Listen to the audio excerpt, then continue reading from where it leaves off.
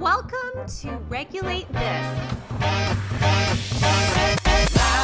a really unfiltered podcast. Welcome to Regulate This, a RIA-ly unfiltered podcast. We navigate the complex world of compliance in your business. I'm Tracie Bear, and whether you're a seasoned professional or just starting out, the podcast is here to inform and empower you in your compliance journey. And I have my lovely co-host, the very, three varies, folks, professional and knowledgeable CCO of many organizations and a compliance attorney that specializes in both securities and compliance law. Here with us today, and her name is Leila Shaver. Whoop, whoop, whoop. Whoop, whoop, whoop. Well, I'm super excited about our topic today, Tracie, because I think it's something you and I can both agree upon is very important given, shall I say, the average age of financial advisors. Yes. In fact, we were just talking about this in our firm. So the title of our topic for today is How to Win Millennials and Gen Zs. Now you ask yourself, why is this important? Why do I need to know this? And the truth is that most financial advisors statistically are not millennials and are not Gen Zs. In fact, many of them are in the boomer category, and their clients tend to be their age or older. And so if they aren't able to talk to generations that they maybe aren't relating to on the same level or aren't sure about or aren't finding them in the places where they go, their client base is going to diminish, which means that their revenue will also diminish. So this is a really important topic to be able to figure out, how do I connect with those people that really aren't where I'm at in life yet? How do I talk to people that haven't been where I am? It's easy to talk to people that are my age or older because there's a commonality there. We've all experienced a lot of similarities.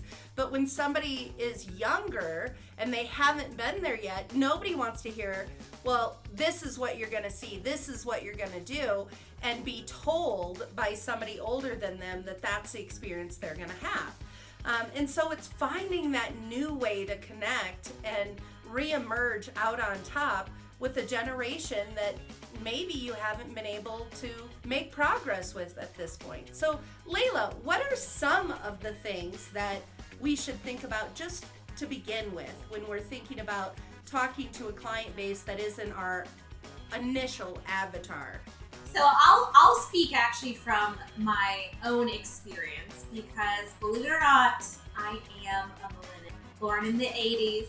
I know. We can have a bad reputation. I don't even get it. But I can tell you, I'm almost 40 years old. I've got 3 children. I'm an entrepreneur, business owner. I'm an attorney. I don't have a whole lot of time. So, I'm not interested, like when I want to set up an appointment, I want to be able to go to a website or a link and schedule myself. I want to see what's available, compare it to my own schedule, and pick the right time. I want to be able to have appointments virtually if it's possible. Obviously, some things like getting a haircut, getting my nails done, going to the doctor, those aren't necessarily things that can be done virtually. Some doctor's appointments can. Some things you have to physically be present. But financial services, talking to your financial advisor, that is not something that would necessarily require an in-person visit. And so as someone who is busy with little ones, who's got a business, a career that I'm growing and developing, I want my service provider to fit in my lifestyle and fit into my time. The challenge is when you're talking about the average age of financial advisors being, somewhere between 65 and 67, that is not necessarily how they grew up or how they experience their 30s and 40s and 50s. So to your point, Tracie, there's kind of a disconnect in experience and the kind of technology that was available when these people that are now in their mid-60s were in their mid-30s versus someone like me now. who's almost 40, and I have a ton of technology at my fingertips. I don't want to have to call in and sit on hold to schedule an appointment. I don't want to have to call in and sit on hold to talk to someone about what's going on. I want to go through an app. I want to see it. I got a text message this morning. I outsource laundry. I'm going to say it. There's a laundry service locally that picks up laundry, they'll wash, dry, fold it, drop it back off at my doorstep. As I mentioned, I have 3 kids. It's a lot of freaking laundry, and I don't have time for it. So yeah, I outsource my laundry. Well, the credit card I had on file expired. And so they texted me, hey, go into the app, update your credit card. Done. Went into the app, updated my credit card. I didn't have to call in. I didn't have to sit on hold. I didn't have to talk to an operator. I didn't have to go through a bunch of prompts through a recording. I got it done in 2 minutes. And in this day and age, because of technology, things are, instant gratification to a certain extent. People have short attention spans. So when advisors are looking at how do I keep the assets here through the next generations, you've got to really put yourself in the perspective of that person, the next generation, right? And the next generation are going to be people my age. They're going to be people in their 20s, right? Gen Z is those people born after the year 2000. So the oldest one of those are now 25 years old, right? Fresh out of college, just starting their careers. You have to put yourself in that perspective. I agree. Earlier I said a lot of advisors are boomers, but they're also my generation, Gen X. Now, if you listen to the internet, we're the feral generation, but I would say we are that generation that was really more independent. And I think that even kind of could be the start of some of what we're seeing. We weren't the technology generation like the Millennials or the Gen Zs, but we definitely were people that liked to do it our way. We were people that wanted to forge our own paths. We didn't need to be told. We didn't need hand holding, all of those things. And so as we're looking at the fact that, between boomers, between Gen X, that before too long many of those people will be on their trajectory towards retirement. And a lot of their clients are people they've had long-standing relationships with. And they kind of, at least the clients that I've talked to or the people that I've spoken to, sometimes they get so comfortable and familiar with who they have that they forget how they got there. What was it like in the beginning? And because of that, they haven't really started to examine that next generation, or how do we target and get into that part of the market. And it's super important because, as I said earlier, as not only as the advisors retire, but a lot of their people that have been, great investment partners that are clients are also getting to the point that they're utilizing their investments, or they're, unfortunately passing away and moving their investments on to beneficiaries, and that business goes out the door. And so to your point, Leila, I agree. It's figuring out where people are, where can I find them, how can I connect? And some of it is, talking to millennials, talking to Gen Z, asking them, picking their brains. Have you talked to other advisors? Why are you looking at our firm? What is it you're trying to achieve? All the things that you do with the clients you have now, but realizing that once you get that rapport built, you have a better idea of who your avatar is. And then being able to zero in on that. Being able to say, okay, now these are folks that like technology. They don't like technology, they live for technology, right?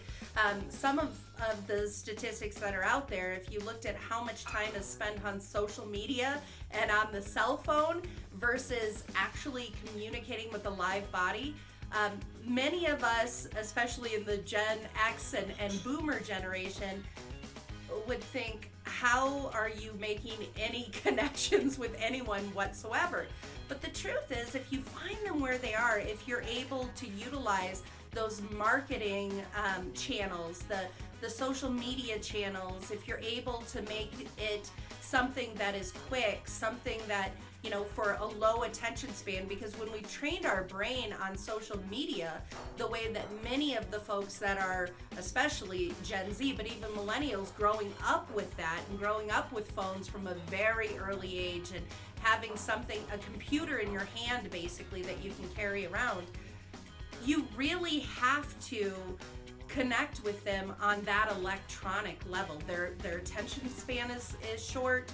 Their ability to take in information quickly is there. So it's not the explain. It's get out a good message, get good messaging out, make sure you're in the location that they're actually looking, make sure that you're doing conferences or things that you can connect, make sure you're doing things for clients and asking them to bring people, make sure you're talking to your clients about other family members and other people they can connect you with and give referrals so that you're able to help them plan as well.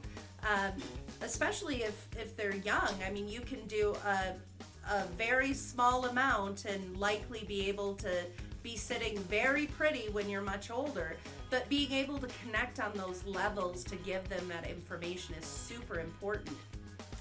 Now, I know, Leila, you use a lot of different channels with your marketing.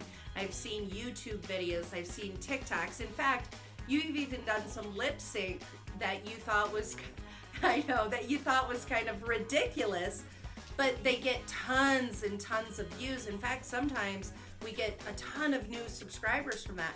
What would you say flipping those channels to not the mainstream that you maybe would have done 10, 15 years ago, but meeting those people where they are? How are you finding any synergy in that? I think the important thing when it comes to marketing is authenticity, right? People don't want to feel like, oh, this is fake. They don't really mean it. They're not authentic. They're not real. They're not genuine.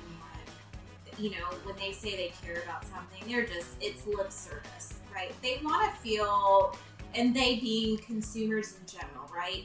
People who are watching your content, listening to your content, reading your posts.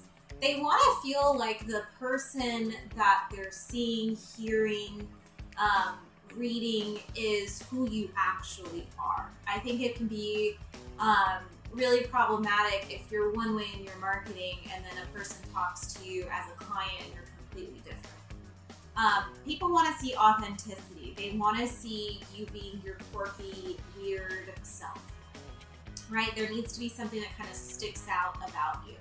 I think, too often, and I was raised this way, my parents being immigrants and really old school and conservative, I was raised in this way of, you are seen but not heard as a child. Professionalism means being almost stoic, being observant and not speaking because you're the lowest person on the totem pole. But I think culturally that's really changed as well. These next generations, mine included, we're vocal. We want to give an opinion. Think about it too. We talked about finding out who your avatar is, but part of understanding is what do these people need? And the needs of my generation and the next generations are far different. My husband's still paying student loans, for example. We have a house mortgage. We have car notes that we're paying. We've got 3 kids. We're trying to think about savings. We're trying to talk about college savings. There's a lot of money that's going out and needs to be put aside. So this idea of just accruing assets and thinking about retirement, like retirement's the last thing on my mind. And the other thing is, I also worked at places that didn't really have retirement accounts. So the first real retirement account I got was my own at my own firm. The first time I got full-fledged health benefits, life insurance benefits, tech stipend, it wasn't any other job but the one here at my own firm. So that's something like I, as an entrepreneur, gave myself and my team that benefit. There are a lot of firms who don't. So then you have people, who are millennials that are going into the marketplace for health insurance. They're still trying to, on their own, put aside money for retirement or savings. You look at interest rates. Interest rates are ridiculous if you want to go buy a house right now. I was lucky I bought my house, interest rates were still low, 2, 3, 4%. It's ridiculous now if you want to go buy a house. The times are so different, and the challenges facing these younger generations is so different than where the average advisor is nowadays in their life. And so it's kind of harkening back to that time and understanding that your asset management services have come in, bring your millions of dollars so I can manage it, and I'm going to charge you a 2% fee. That doesn't work with someone who has very little liquidity, because everything's going out either to pay for school, their own school, right? Student loans, or take care of their children, or buy a first home, or pay off, pay their car notes, car insurance. I mean, it's health insurance is so expensive now. Like, there's just not as much liquidity. So then it's, what services are you providing that generation? Because I can tell you, asset management, from my own personal experience, that's not the highest and most important thing in my mind. Right now, I'm focused on budgeting. I'm focused on savings. I'm focusing on, college saving for my kids. I'm not worried about retirement. I'm not thinking about, putting a ton of money away right now for myself. I'm thinking about my kids and paying off, our debt, our student loans, paying the mortgage up. Those are the things that I'm worrying about as someone who's 38 years old. So I think it's really understanding and looking at your business. And yeah, people don't like to change. Change is difficult, but services are going to have to evolve if you want to keep the next generation at your firm. And to your point, Leila, I mean, there have been studies, there have been name your news organization that's put out, articles or news segments or whatever, blogs about the difference in millennials and Gen Z and the flexibility that they want in their life versus assets. The fact that some of them are having to move home after school because you can't afford a house. You can't, in some jurisdictions, you can't afford rent. So they're living sometimes at home, even though they're making a full, professional income. But the way that the world is working right now, they're kind of in that pickle of, I don't have enough to be able to do everything I want with the way that the world is set up at the moment. So it's meeting them where they are, finding out what's important to them. It's so easy, like I said at the beginning of this podcast, it's so easy to talk to somebody that's experienced what you've experienced. It's so easy to talk to somebody that's, past that point, but can reflect on that experience as well. So either somebody that's like you or older than you. It's much harder to be able to connect and build that rapport with a generation that could be your children or grandchildren, because it becomes sometimes a lecture or telling. It feels like we're telling them instead of encouraging them or talking to them or meeting them where they are. So realizing that, as we've said here, and I want to make sure that I kind of reiterate it again, looking at what is it that's important to them. Find out what their needs are, what their desires are, what their hopes and dreams are. Find out, what is most important. Figure out where to find them. Are they on TikTok? Are they on, probably not Facebook. Are they on Instagram? Are they, reading the blogs? Are they watching YouTube? Are they listening to podcasts? The answer would be yes, yes, yes, yes. Those are all things they're doing. And if you're not doing that, how do you anticipate engaging with them? Are you doing something where you're having events where you're inviting not only current clients but potential new clients? Are you doing something where you're going out where they are and trying to position them that way? Are there things in their life that you can help them with so that they can have that continued flexibility, so they have a chance at home ownership, so that they have the ability to have something set aside, even if it's, I want to, be able to travel. I mean, a lot of the people we're talking about want everything to be remote, from their work to their doctor to their relationships. I mean, they're finding each other online, and if you're not there, they aren't finding you. I mean, what you say is true, though. I met my husband on eHarmony, right? When I am home with my 3 kids alone and I need to do grocery shopping, I go on Instacart and order groceries to my doorstep. We have pretty much moved all of our household, monthly purchases to Amazon, right? Paper towels, toilet paper, laundry detergent, dish soap, all of that. We have a monthly subscription on Amazon. It gets delivered to our doorstep. In this day and age where so much can be delivered and done for you, and all of that, it's funny in many ways at financial services where we still have clients, for example, that are doing radio shows on AM channels. I can't tell you the last time I've listened to an AM radio channel.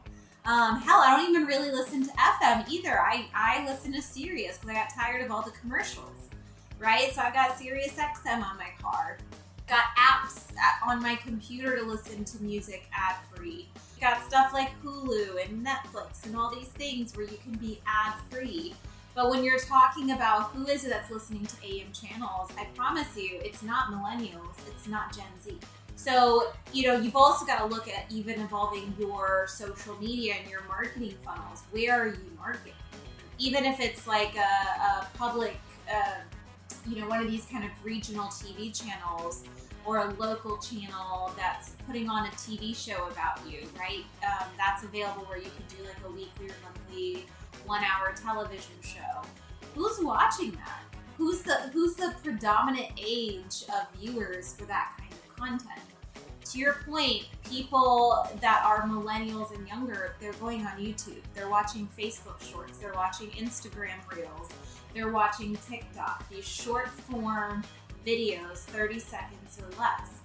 How are you communicating your value proposition? How are you conveying your authenticity? How are you conveying the services you have available that are responsive to the needs of this next generation on these different platforms? And I can tell you now, most advisors are failing, and they're failing miserably at doing that. Well, and I think the thing they're going to find, if that's true, which based on the people that we've interacted with, it is, but assuming that the trajectory keeps happening and nothing changes, the change will come when the client base dries up and you're left with no revenue.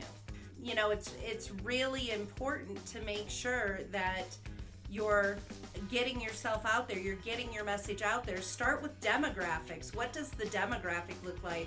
What age are we looking for? I had this conversation once with lawyers where it was a divorce attorney, and I said, well, who's your ideal client? And they said, well, they're between 25 and 65 and they're men or women. And I said, are you telling me that let's take either gender, it doesn't really matter. Let's start with ladies first. So you're telling me that if your client is a woman that's 25, she has the same needs as if she's a 65-year-old woman? And they would want the same things out of a divorce settlement? Really? That's what you're telling me.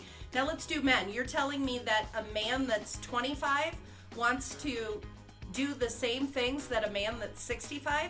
Like on one end of the spectrum, you likely are starting out, you might not have as many assets, you might be starting to have kids or have no kids yet. You don't have a lot built up that needs to happen, but you have a lot of life ahead of you. On the other side, you're nearing retirement. Who knows, maybe you were a stay-at-home parent and you didn't work for the majority of that relationship. Do you really have the same needs if you're now going to have to go out into the workforce at 65 as you would have at 25? Do you want the same things? Is the spouse's retirement built much larger at that portion than if you're a 25-year-old? Of course. So that can't be your ideal avatar. You have to have different avatars for different demographics. So figure out what your demographic is. Figure out what those people need in those things, and then move based on that. What are the things that they desire? What are the things that they're known for? What are the things that they need to accomplish yet in life? What are the things that I can help them with to get them to that point? And the last thing and the most important thing that Leila said several times, and I hope if you hear nothing else, hear this: be authentic. If you have not watched the news, you have not heard a podcast, you have not been on YouTube, you have not traveled into the realm of social media, let me tell you, one thing that millennials and Gen Z despise more than anything is finding out they were bait and switched. They don't want to be played for fools. They don't want to be treated like a young kid on the block. They are capable, they are confident, and they're ready to take over the world. So you better meet them where they are if you want their money. Yes. No, I absolutely agree. I mean, listen, I think it's one of those things. You say 25, and while you were talking, I was thinking about me at 25. Was being paid $60,000 a year as a fresh newbie lawyer. I had no health insurance, no retirement account. I never had more than like $1,000 in my account. I was paycheck to paycheck. I was paying student loans. I had no boyfriend. The idea of going out and spending a ton of money just didn't work. I was lucky. I was a pretty young, fit girl. So if I went out, it wasn't unusual for someone to buy me a drink, which was great because that was money I didn't have to pay for. But now, at almost 40, I buy my own damn drinks. Thank you very much. You know what I mean? Hell, I don't even really drink that much anymore. But it's to your point, it's definitely changed. So the needs are different, kind of decade to decade as we grow and evolve and change as a human being. But I think it's at the end of the day, this is why so many firms sell, right? They're selling to these big aggregators, they're selling to these big PE-backed companies because they haven't solved the problem of how do I keep my assets here. They grow their businesses, they're like, I don't have what it takes, I don't have younger advisors, I don't have the services that this next generation needs, so I'm going to sell. And those aggregators, they're doing the marketing. They have the robo-advisory platform. They have the apps. They have the virtual meeting capabilities. They have different service models to fit different needs. And that's where they're succeeding and growing. So if you're someone who doesn't want to have to sell to another firm, you want to be able to have your own children and grandchildren take over the family business and continue to grow upon what you've built. Those are the things you've got to think about. Change is inevitable. As business owners, you have to constantly reevaluate your business and how you can tweak and pivot, and constantly stay fresh, stay relevant. So that's never going to change. As difficult as that sounds, you've got to do it if you want your business to continue to grow and thrive. And trust me, with the millennials and the Gen Zs, word of mouth is a big thing too. If you can, figure it out and get a few millennials or a few Gen Zs as clients, and then have some of those really interesting conversations that you should be having with all clients, or at least the ideal ones that you're trying to get more of, to figure out what their pain points are, to figure out why they chose you over somebody else, to figure out what they tried before, to figure out why they haven't tried something before. All of those who, what, when, where, why, and hows. If you can figure those things out, you have a better chance at learning how to market to them and getting much more high caliber people that fit that ideal, and you're not just taking whoever calls. So, watch our YouTube. Go to our YouTube channel. Go to our website. See some of the things we have out there, because we get clients of all age ranges, all backgrounds, and I think part of it we hear a lot is they like who we are. And that's the first thing. And then when they start talking to us, they're like, oh my God, you know your stuff. And knowing our stuff is the thing that, seals the deal. But I think just getting them interested is the first thing. I don't know if any of you have had children, but for me, I do, and my kids are all in that millennial age range pretty much, or Gen Z. And there are times that it's like we're aliens to each other. And so, I think once you kind of get your first few clients, being able to capitalize on that will really help you. So, for those of you that have tuned in, thank you so much for tuning in to Regulate This. If you enjoyed this podcast, please check us out on www.myralawyer.com, or check out our YouTube channel, or you can find us on LinkedIn, Facebook. We're out there. Please tune in next time anywhere you listen to your podcast. Spotify, Apple. Look us up. We're out there.